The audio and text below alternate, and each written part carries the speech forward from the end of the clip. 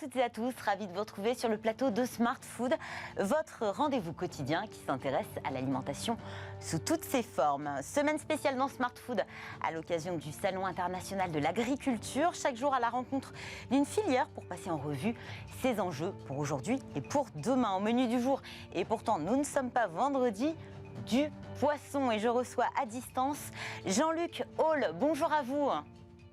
Bonjour à toutes et à tous. Vous êtes directeur général du Comité national des pêches maritimes et des élevages marins, le CNPMEM. C'est un syndicat interprofessionnel des professions du secteur de la pêche et des élevages marins français. Il défend les intérêts de la pêche maritime professionnelle française. J'ai lu en préparant cette émission que chaque Français consomme en moyenne 34 kilos de poissons par an. Source de la Commission européenne, ce chiffre. 34 kilos par an et par habitant, j'ai du mal à évaluer, c'est peu ou c'est beaucoup ? On est parmi les pays qui mangent le plus de poissons en Europe, mais on n'est pas les champions, si je puis dire. Il y a d'autres pays qui en mangent davantage, notamment nos voisins espagnols. Mais on se situe dans la bonne moyenne. On a le sentiment que le poisson est plus cher que la viande. Est-ce que c'est vrai ? Alors, c'est un sentiment qui est tout à fait vrai par rapport à un certain nombre d'espèces. Si vous comparez des espèces fines avec la viande de porc, par exemple, c'est sûr que vous allez trouver que la sole, elle est beaucoup plus chère au kilo que la viande de porc. En revanche, il y a d'autres espèces, souvent méconnues ou un peu boudées d'ailleurs par les consommateurs, qui peuvent rivaliser avec des prix de viande. Et notre souhait, évidemment, à la filière française, c'est que les consommateurs s'intéressent davantage à ces espèces. Le prix est souvent un critère d'achat. Force est de constater que malgré un prix qui parfois peut être élevé, ça ne limite pas pour autant la consommation. C'est vrai, alors ça dépend aussi de la clientèle, si je puis dire. Vous avez des clientèles qui sont aisées et qui ne vont pas rechigner à payer le prix d'un bon poisson, mais ce n'est pas la majorité, il en faut pour tous les goûts. Il faut aussi des poissons un peu plus génériques, avec des prix qui soient compatibles avec les budgets des uns et des autres. Et on voit que tout cela fluctue au cours d'une année. C'est pour ça que observer les marchés, c'est très intéressant, c'est très formateur. Et en plus, on s'aperçoit qu'avec les différents épisodes que l'on a connus, je parle des crises sanitaires à répétition, les comportements des ménages ont changé. Ils sont plutôt attirés vers de la vente en libre service. C'est-à-dire, ils vont davantage sur du marché ? C'est-à-dire qu'on a observé qu'ils allaient plutôt vers le poisson présenté en barquette sous vide. Donc ils ne vont plus chez le poissonnier. C'est ça que vous nous dites. Alors il y a heureusement des poissonniers qui ont réussi à garder la tête hors de l'eau, à conserver à fidéliser leur clientèle.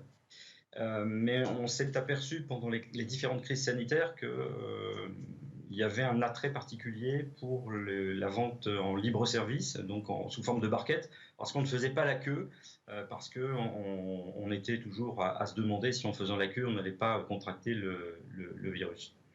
Donc ce sont des changements de comportement, et le retour en arrière est assez difficile. Et une offre en libre service, est-ce qu'on a des poissons de moins bonne qualité ? Non, c'est finalement une offre qui est assez comparable. Alors, ça dépend. Là aussi, c'est pas aussi facile. En fait, on a des poissons qui sont débarqués par nos navires qui sont de très bonne qualité et qui pourraient effectivement trouver à être commercialisés par ces barquettes. La réalité, c'est qu'on a constaté une percée du saumon dans les GMS, et du saumon qui évidemment vient de l'étranger.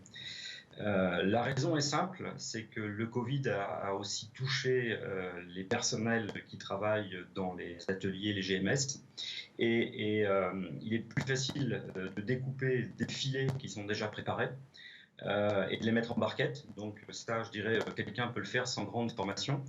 Alors qu'en revanche, il est parfois plus difficile de préparer des poissons entiers, les découper et enfin les mettre en barquette. J'ai le sentiment qu'on associe le poisson à un aliment sain. On n'a pas cette stigmatisation comme on peut l'observer sur la viande, c'est-à-dire qu'on a des Français effectivement qui revoient à la baisse leur consommation de viande. On ne parle jamais du poisson quand on parle de végétalisation des assiettes. Comment on l'explique? Oui, alors, j'étais justement hier, j'ai participé à un séminaire où on nous a parlé de nouveaux produits qui vont venir peut-être concurrencer le poisson, un peu comme le steak de Donc soja. des alternatives aux protéines. Absolument.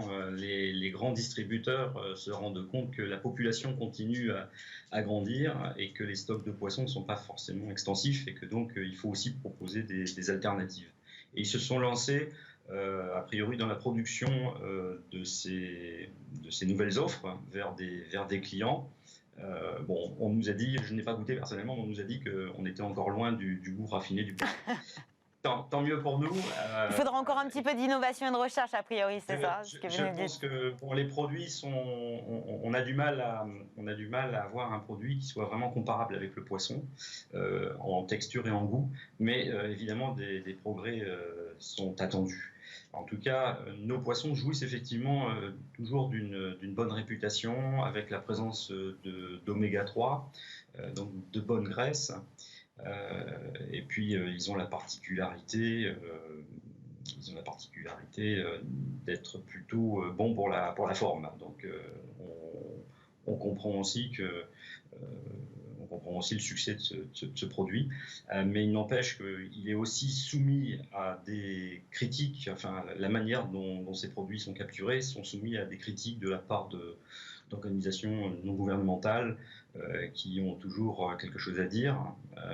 Et justement, le séminaire auquel je participais hier avait pour but de montrer que nous étions aussi à la recherche de pratiques vertueuses, parce qu'on veut s'inscrire aussi dans la durabilité. Justement, puisqu'on parle de pratiques, vous parlez de pratiques vertueuses, on oublie régulièrement, enfin si on en entend parler, mais on a du mal à imaginer ce qu'est la surpêche.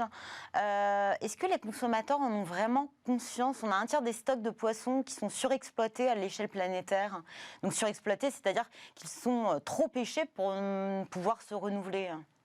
Oui, absolument. Alors, peut-être qu'il faut faire aussi la distinction entre ce qui se passe dans certaines parties du monde et ce qui se passe en Europe, puisque je le rappelle, on évolue dans un cadre communautaire, qui est celui de la politique communautaire des pêches, avec une mer commune, la mer européenne, et nous sommes soumis à une réglementation stricte de manière à pouvoir gérer au mieux les stocks. C'est ce qu'on appelle les quotas de pêche, Jean-Luc Holler.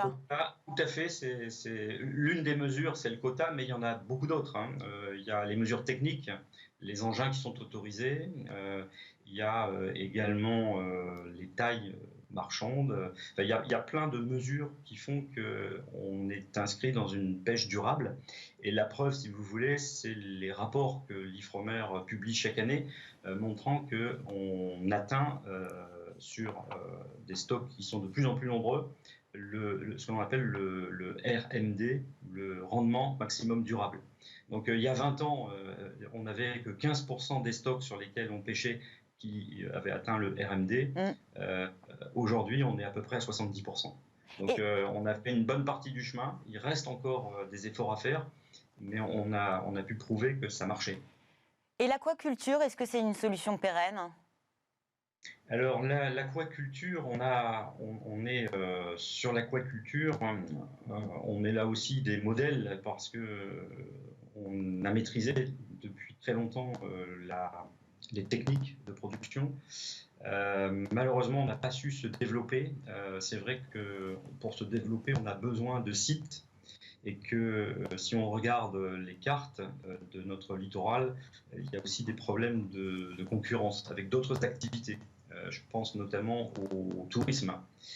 C'est un peu dommage parce qu'on a là vraiment un vrai savoir-faire et on a quelques entreprises qui sont en pointe, qui font aussi du bio d'ailleurs, y compris en Méditerranée. en face de Marseille par exemple, mais dans la rade de Toulon, et puis en rade de Cherbourg, hein, donc sur des secteurs qui sont très différents. Je pense qu'on pourrait probablement faire beaucoup mieux s'il y avait une vraie volonté d'accompagner le développement de cette activité. Et aujourd'hui, on est plutôt cantonné sur la production d'alevins. On produit des alevins, on maîtrise parfaitement cette production et on les exporte. Mais en faisant ça, finalement, on alimente une concurrence puisque le poisson nous revient sous la forme adulte et mise en marché. Moi, personnellement, je souhaiterais qu'on puisse développer cette activité en France. Jean-Luc Hall, ces derniers mois, on a beaucoup parlé des pêcheurs sous l'angle Brexit. En quoi ça a affecté les pêcheurs français, en quelques mots? C'est quoi le problème? Alors, en quelques mots, effectivement, on a beaucoup souffert de cet accord. Cet accord avait en contrepartie de l'accès à notre marché, la possibilité pour nos pêcheurs d'obtenir des licences pour aller pêcher dans les eaux britanniques. C'est important parce que pour au moins 3 régions qui sont parmi les plus concernées, je parle des Hauts-de-France, de la Normandie et de la Bretagne, souvent les entreprises pêchent jusqu'à 50% de leur capture dans les eaux britanniques. Il y a eu une première série de licences qui ont été délivrées. Ces licences concernaient l'accès dans les 200 000 nautiques. Et puis, il y avait entre 12 et 200 000 nautiques, pardon. Et puis, il y avait une autre série de licences qui étaient attendues pour pêcher dans les dans les eaux des îles anglo-normandes, Jersey-Guernesey notamment, et à une distance comprise entre 6 et 12 000 nautiques. 1 000 nautiques, c'est 1 km 800. 52 exactement. Et on avait aussi une attente qui était très forte pour pêcher dans les 6 à 12 000 des eaux britanniques. Et on a des entreprises qui sont restées une année, plus d'une année même, à attendre cette licence, parce que les Britanniques les ont délivrées mais au compte-gouttes. Et puis, pareil, on a au total aujourd'hui à peu près 150 unités qui n'ont pas obtenu leur licence. Et donc, pour ces gens-là, il y a un accompagnement qui est prévu par le gouvernement. Donc, ça sera du cas par cas.